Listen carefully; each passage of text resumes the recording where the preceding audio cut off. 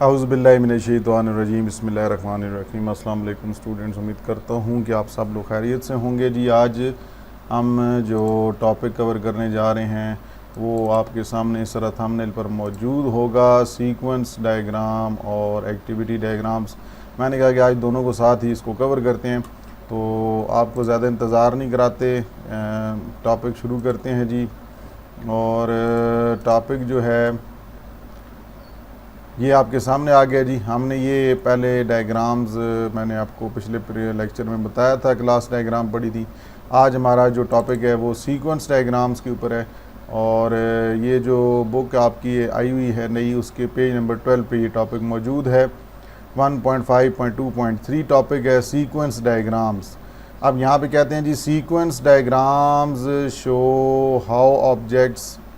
How objects in a system interact with each other. तो यहाँ पर वो कह रहे हैं कि जो सीक्वेंस डायग्राम्स होती हैं इनके अंदर ये देखा जाता है, जो डायग्राम्स बनाते हैं, कि मुख्तलिफ़ ऑब्जेक्ट्स जो एक सिस्टम के अंदर इस्तेमाल हो रहे होते हैं वो एक दूसरे के साथ किस तरह एक सीक्वेंस में कम्युनिकेट करते हैं। मतलब कोई भी ऑब्जेक्ट दूसरे ऑब्जेक्ट के साथ जो जुड़ा हुआ है, जो कोई टास्क परफॉर्म कर रहा है, वो एक सीक्वेंस वाइज स्टेप के ऊपर कर रहा है। इसलिए लिखा हुआ है sequence diagrams show how object in A system interact with each other in a particular sequence. They help in understanding the flow of messages between objects over time. वो कह रहे हैं कि ये जो सीक्वेंस डायग्राम्स हैं ये मदद करती हैं हमारी समझने में पैगामात को, कि वो किस तरह पैगाम या डिफरेंट ऑब्जेक्ट्स के दरमियान टाइम टू टाइम एक दूसरे के साथ सेंड और रिसीव हो रहे हैं। तो इंट्रैक्शंस के लिए उन्होंने यहाँ पर बताया कि जिस तरह हमने लास्ट प्रीवियस जो उस एग्जांपल को लेके चलें कि अगर इसकी सीक्वेंस डायग्राम्स अगर बनानी हो, वो बॉक्स वाली टॉय बॉक्स, बुक बॉक्स वाली, तो उसमें उन्होंने कहा कि इंट्रैक्शंस जो हो सकते हैं सीक्वेंस डायग्राम के अंदर वो एक है जी ओपन, कि आप ज़ाहिर सी बात है बॉक्स को ओपन करेंगे, बॉक्स के साथ आपका इंट्रैक्शन तभी होगा कि आप कोई बॉक्स ओपन करेंगे, उसके अंदर टॉय वाले बॉक्स के अंदर टॉयज़ रखेंगे, बुक्स वाले के अंदर बुक्स रखेंगे, क्लॉथ वाले के अंदर क्लॉथ्स रखेंगे।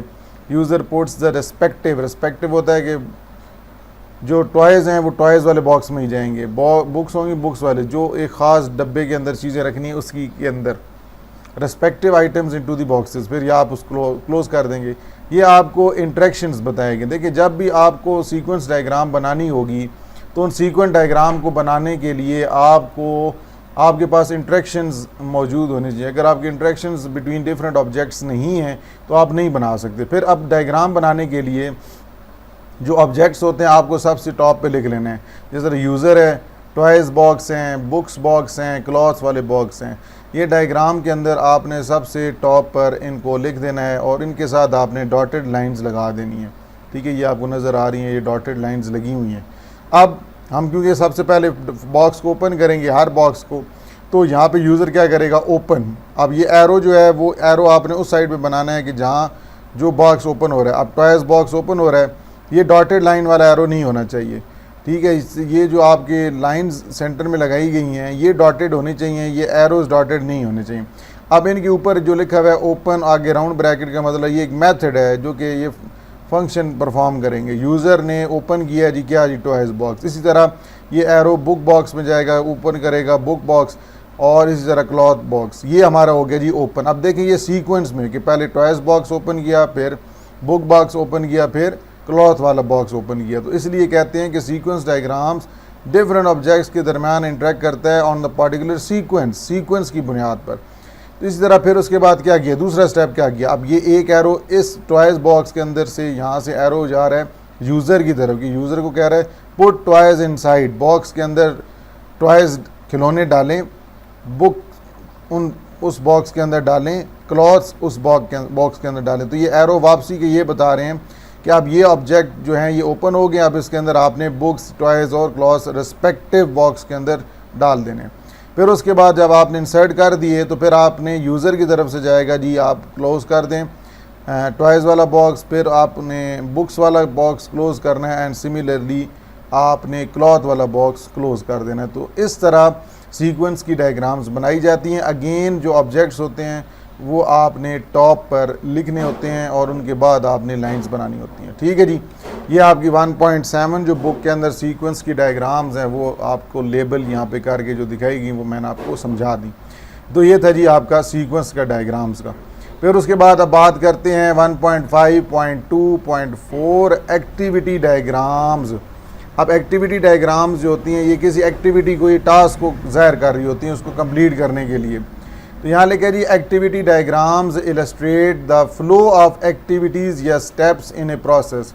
कोई भी का आप टास्क परफॉर्म करते हैं, कोई भी प्रोसेस परफॉर्म करते हैं तो उसके अंदर आपको उस प्रोसेस को परफॉर्म करने के लिए डिफरेंट स्टेप्स में से गुजरना पड़ता है, डिफरेंट एक्टिविटीज़ परफॉर्म करनी पड़ती हैं। तो they are useful for modelling the logic of complex operations. तो कह रहे हैं जो एक्टिविटी डायग्राम्स जो होती हैं तो जो सिस्टम्स के अंदर पेचीदा ऑपरेशंस होते हैं, पेचीदा काम, पेचीदा टास्क, कम्प्लेक्स होता है, बहुत मुश्किल या डिफ़िकल्ट टास्क या ऑपरेशंस जो आपने परफॉर्म करने होते हैं, तो उनके लिए उन टास्क को ज़ाहिर करने के लिए एक डायग्राम्स के अंदर एक्टिविटी डायग्राम्स को यूज़ किया गया।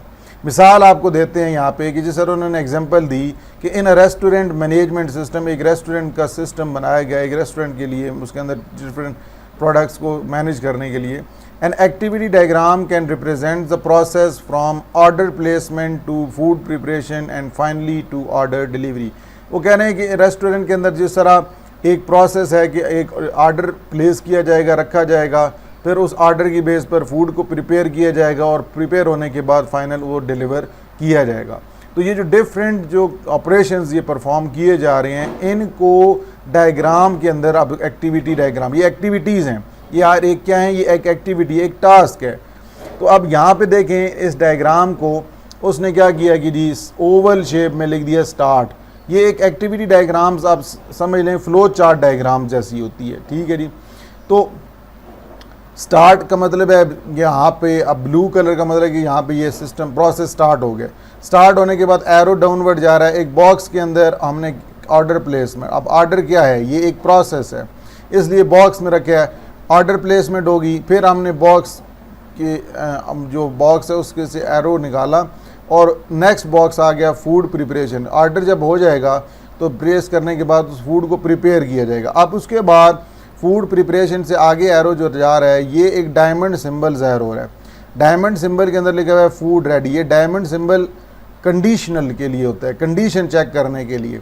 अब फूड रेडी से मुराद कि अगर कंडीशन मतलब ये है कि फूड खाना तैयार है तो येस वाला एरो आगे जा रहा है ऑर्डर डिलीवरी की साइड पे, इसका मतलब है कि वो ऑर्डर डिलीवर कर दें। और ये वाला जो एरो जो नो की तरफ जा रहा है ये जा रहा है बॉक्स के अंदर री प्रिपेयर फूड। अब अगर वो खाना तैयार नहीं है तो उसको दोबारा तैयार करें और अगर तैयार है तो उसको डिलीवर कर दें। अब जो खाना तैयार नहीं है तो वो दोबारा एरो उसको रिप्रिपेयर करके दोबारा भेज दें, डिलीवर हो जाएगा, ठीक है। इसी तरह ऑर्डर अगर डिलीवर हो गया तो वो उसके बाद नेक्स्ट टास्क परफॉर्म करें और आगे एंड हो गया।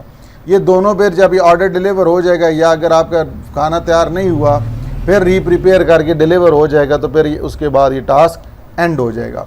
तो इस तरह एक रेस्टोरेंट मैनेजमेंट सिस्टम का जो प्रोसेस है, जो डिफरेंट टास्क हैं उनको यहाँ पर डायग्राम्स के अंदर ज़ाहिर करके दिखाया गया और these diagrams are actually called activity diagrams, ठीक है जी।